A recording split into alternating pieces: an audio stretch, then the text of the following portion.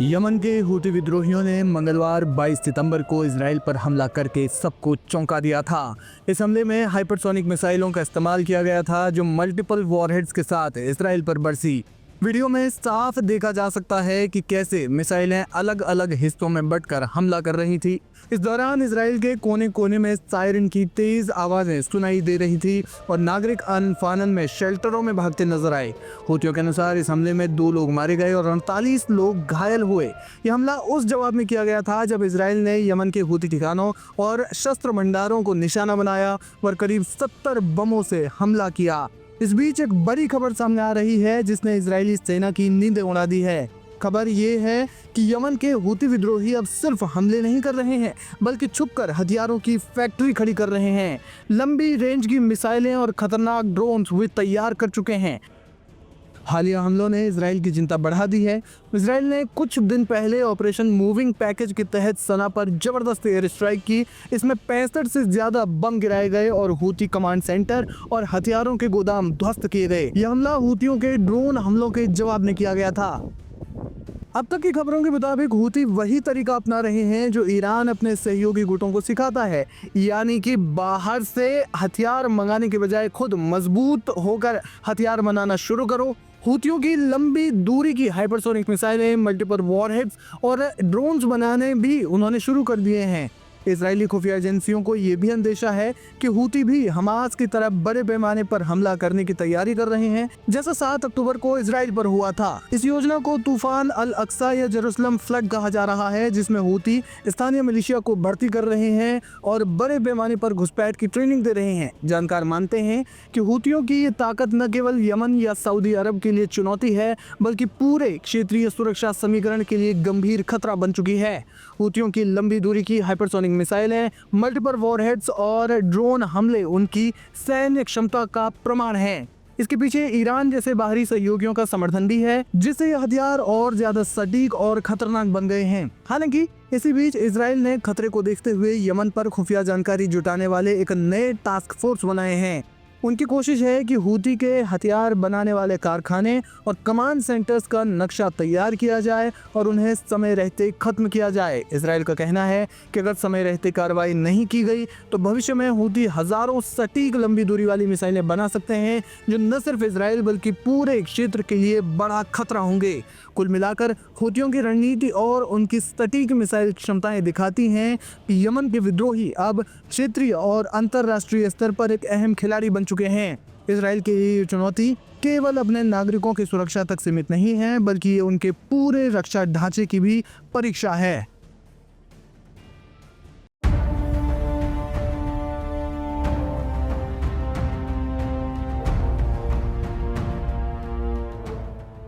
दुनिया भर में जंग, हिंसा और नरसंहार के असली जिम्मेदार अमेरिका और यूरोपीय देश ही माने जाते हैं, लेकिन यही ताकतवर मुल्क अक्सर मुस्लिम और एशियाई देशों को शांति का पाठ पढ़ाते नजर आते हैं। ईरान की जनता ने 1979 में अमेरिका की देखरेख में काम करने वाली शाह पहलवी को उखाड़ फेंका था। तभी से पश्चिमी देश लगातार ईरान पर दोबारा काबिज होने की साजिशें बुनते रहते हैं।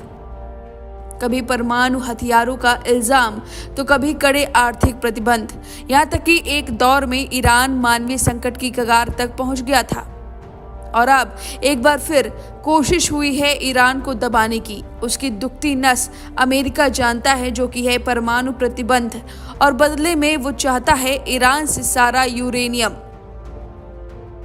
लेकिन 27 सितंबर शनिवार को ईरान ने एक बड़ा दांव खेला है। दरअसल संयुक्त राष्ट्र में पुराने परमाणु प्रतिबंध दोबारा लागू करने की कोशिशों का करारा जवाब देते हुए ईरान ने फ्रांस, जर्मनी, ब्रिटेन में तैनात अपने एम्बेसडर को तुरंत वापस बुला लिया।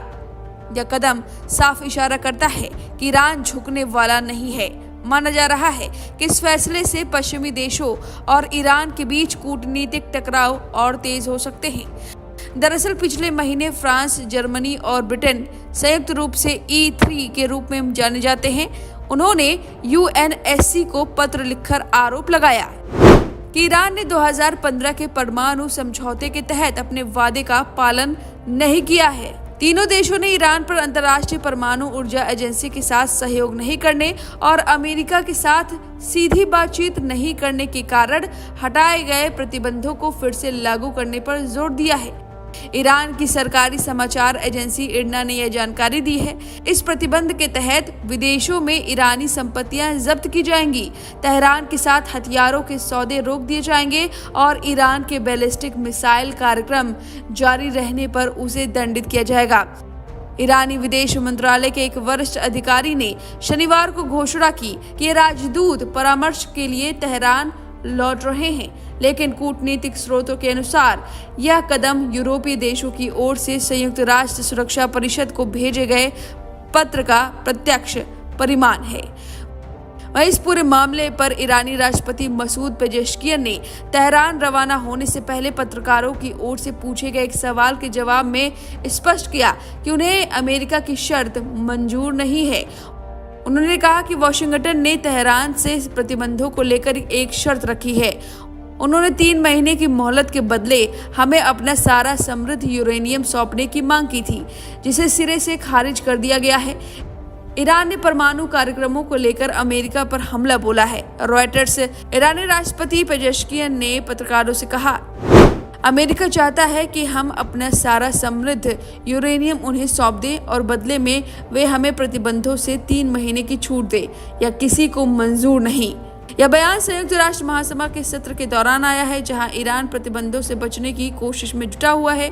दरअसल अमेरिका में कुछ ईरानी प्रवासियों के साथ राष्ट्रपति पेजेश्कियन ने बैठक की, जिसमें इजराइल को निशाने पर लेते हुए कहा, इजरायली शासन ने यह मान लिया था कि लोग ईरान पर उसके हमले का समर्थन करेंगे, लेकिन ऐसा नहीं हुआ। दुश्मन यह मानता है कि वह प्रतिबंधों और स्नैपबैक के जरिए ईरान के लिए समस्याएं पैदा कर सकता है, लेकिन ऐसी समस्याएं राष्ट्र को मजबूत और अधिक दृढ़ बनाती हैं। ईरान का किसी से कोई झगड़ा नहीं, लेकिन वह दबाव और प्रतिबंधों के आगे झुकेगा भी नहीं। पड़ोसियों के साथ बढ़ाने के सरकार के प्रयासों का उल्लेख करते हुए उन्होंने कहा, 17 पड़ोसी राज्यों के साथ संपर्क स्थापित करना ईरान के लिए प्रतिबंधों को बेअसर करने के लिए पर्याप्त है। अब इस खबर पर आपकी जो भी राय है हमें कमेंट करके जरूर बताएं।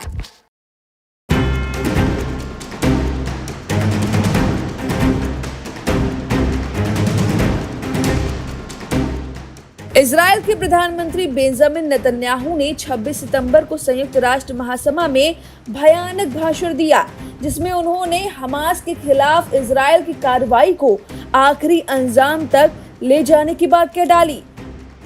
और भाषण के दौरान उन्होंने अपनी जैकेट पर एक बड़ा QR कोड वाला पिन पहना था, जिसकी चर्चा तेज हो रही है।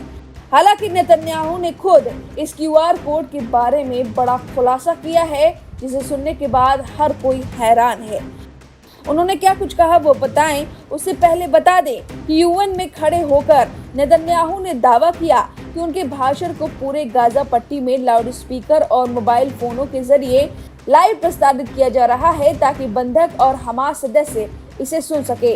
यह कदम इजरायल के रणनीतिक प्रचार युद्ध का हिस्सा था। वहीं संयुक्त राष्ट्र में आलोचकों और प्रदर्शनकारियों से घिरे इजरायल के प्रधानमंत्री बेंजामिन नेतन्याहू ने दुनिया के नेताओं से कहा कि इजरायल को गाजा में हमास के खिलाफ काम खत्म करना ही होगा। उन्होंने गाजा में विनाशकारी युद्ध को समाप्त करने से इनकार करने पर बढ़ते अंतर्राष्ट्रीय अलगाव के बावजूद संयुक्त राष्ट्र में एक मुखर भाषण दिया। नेतन्याहू ने कहा कि पश्चिमी नेता दबाव में झुक गए होंगे, और मैं आपको एक चीज की गारंटी देता हूं कि इजराइल नहीं झुकेगा। वहीं आपको बता दें कि जब वह भाषण देने ही वाले थे, तब कई देशों के प्रतिनिधि संयुक्त राष्ट्र महासभा हॉल में सामूहिक रूप से बाहर चले गए। उन्होंने इसके बाद संबोधन शुरू किया। फिलिस्तीनी राज्य को मान्यता देने के देशों के हालिया फैसले पर प्रतिक्रिया देते हुए नेतन्याहू ने कहा, आपका यह शर्मनाक फैसला यहूदियों और हर जगह निर्दोष लोगों के खिलाफ आतंकवाद को बढ़ावा देगा। जैसे ही इजरायली नेता ने बोलना शुरू किया, हॉल में हल्ला शोर सुनाई देने लगा। कुछ लोगों ने तालियां भी बजाईं